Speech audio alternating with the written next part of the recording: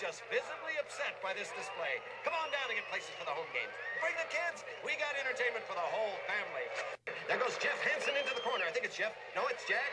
It's 17. I'll have to check that later. Huey puts a crushing check on him on the boards. Oh, I'm telling you, things are really going on out there now. Now Steve's in front of the net, and I think that's Steve. Yes.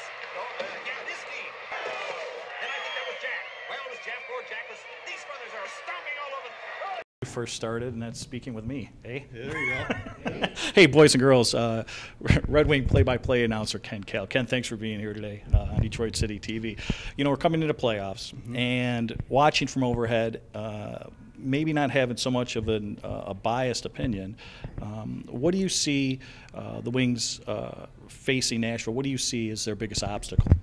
Well, I think it's an even series, and first and foremost, watching the Red Wings and Predators battle through 6 games this year, every game was close. So I just think when it comes down to a tight series, you usually have a couple of unsung heroes that usually become your heroes. And I'm looking forward to guys like, Darren Helm, if he comes back, to make a big difference. Yuri Hudler has been a guy that's, seems to step it up. Because, your top guys are going to be your top guys. But, it's those players on the third and fourth line, maybe a guy like Abdelkader that elevates his game and really makes some things happen. So I anticipate a real tight series, a long series. And if it ends up in a sweep either way or a 5-game series, I'll be very surprised. Now, more years in the past, we've seen puck control seem to be the Red Wings' forte. As Lidstrom starts to get a little older, you can see some of the players they do have a tendency to try to have that type of game, the puck control game. In the playoffs coming up, though, with the heavy hitting, do you see them adjusting that type of style? How do you see them going into the playoffs in their style of play? I don't think the Red Wings will change their style of play at all. They work in a 5-man unit where defensemen rush the puck and forwards cover for them, and that's basically how they play, and that's how they've been playing over the last 21 years. So I don't see that changing at all. I think the Wings are as physical as Nashville. We've seen over the course of the regular season, whenever these two teams played, that they can play physical. They don't get involved in the fighting, but they're not afraid, guys like Datsuk, to deliver a big hit. Henrik Zetterberg, the same thing. What I like about Detroit is that you look at the top 2 center icemen, Zetterberg and Datsuk, they're great two-way players, probably the best two-way players in all of hockey. So what that means is that not only are they good offensively, but they're good on the defensive side of the puck too. They come well back into their own zone to help the defenseman out. But the key to the Red Wings' success is the defenseman getting that first pass to the forwards and sending them on their way. When that doesn't happen, usually there's turnovers, and usually you get into trouble that way. So a key to watch is how well are the Red Wings defensemen moving the puck to the forwards. As a proponent personally of dump and chase or more puck control, what would you like to see?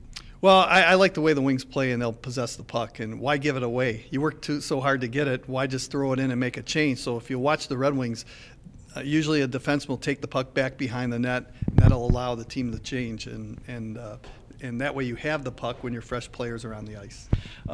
Have you seen in the past couple of weeks, coming up to playoffs, the refs maybe changing the game a little about how they're calling it, maybe letting things a little go in anticipation for the playoffs? That's a good question. You never know how the game's going to be managed by the referees in the playoffs. And I tend to believe that it won't be called as tight. I think that usually if you're a good 5-on-5 like the Red Wings are, they're one of the best teams 5-on-5, even strength.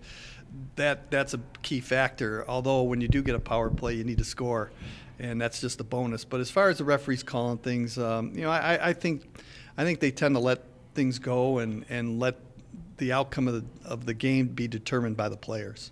I had seen you here at the luncheon give some advice to some younger people that are interested in broadcasting. What are those words of advice, and after you're established, how do you keep, and I know it's a love that you have, it is for some people a dream job, but when you're involved in it, it is work. How do you stay fresh, and again, what types of advice did you give those kids? Well, I think any kids that are in college that want to do what I do or be involved in the media, you have to have a game plan, and I'm a big proponent in goal setting, and you have to figure out where you want to be next year and in 5 years and in 10 years. And the key factor is you got to write it down. Otherwise, it's just a dream. It's not, reality. So, I've always believed in setting goals. And the other thing, too, is you need experience. And so for any youngster who's in college that has going for a communications degree, my advice is to try and get some type of experience. And sometimes you have to, it's not easy. You have to figure out a way of how to get your foot in the door. And once you do, you have to work hard, and you've got to make sure that, you apply yourself, for that position. So if you want to be a broadcaster, start doing play-by-play. And if that means just going down to the ballpark with a recorder and start doing games, you're far ahead of the game. So the key is trying to get experience. And then once you get your experience and once you get your big break, you have to continue to practice and work at it. And I can tell you that every game that I broadcast, I listen to the entire game. And it's the example I give, it's like a major league hitter in baseball. You work so hard to get to the major leagues, and then once you're a big-time baseball player, it's not like you stop taking batting practice. You take more because you want to stay there. Well, that's the same thing that's involved in our profession, is you just got to continue to work hard, because there's always someone that wants your job. And so you have to really work hard and stay where you're at. Pre-game meal. Pre-game meal, oh boy. If you look at me, I think I need to slim down a little bit. I just enjoy, something light. I don't really, go before I go on the air, eat a heavy dinner, just something light. Best player you've seen in your years of broadcast, in your opinion? It'd have to be Nicholas Lidstrom. As far as the Red Wings, Wayne Gretzky was pretty good. I saw him, halfway through his career. He was one of the best too. But as far as best players, Lidstrom has to be my number one guy. Biggest change in hockey that you've seen, whether it was the rules, the technology, but the biggest overall change in hockey? I like the way the game's played right now without the clutching and grabbing. I think the beauty of hockey is playing in increments where you can go nonstop without a whistle for 4, 5, 6, 7 minutes. It's the only sport that you can change while the play's going on. That doesn't happen in football, baseball, or basketball. You have to wait for a stoppage of play, and that's the beauty of hockey. So I like the tag-up rule in hockey. Hockey is a fast-paced game, and it's all about flow, and that's what I like.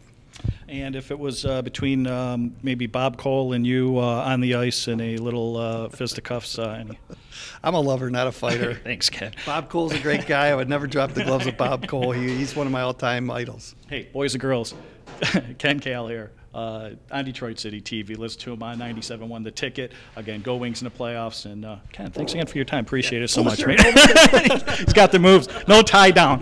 Thanks again. Appreciate it, Ken. Thank you. Eddie Shore? Oh, piss on Eddie Shore. Old-time hockey? Piss on old-time hockey. You're ruining it. That Money Shot presentation brought to you by Detroit City Production Company. Squeal like a pig. Squeal like a pig.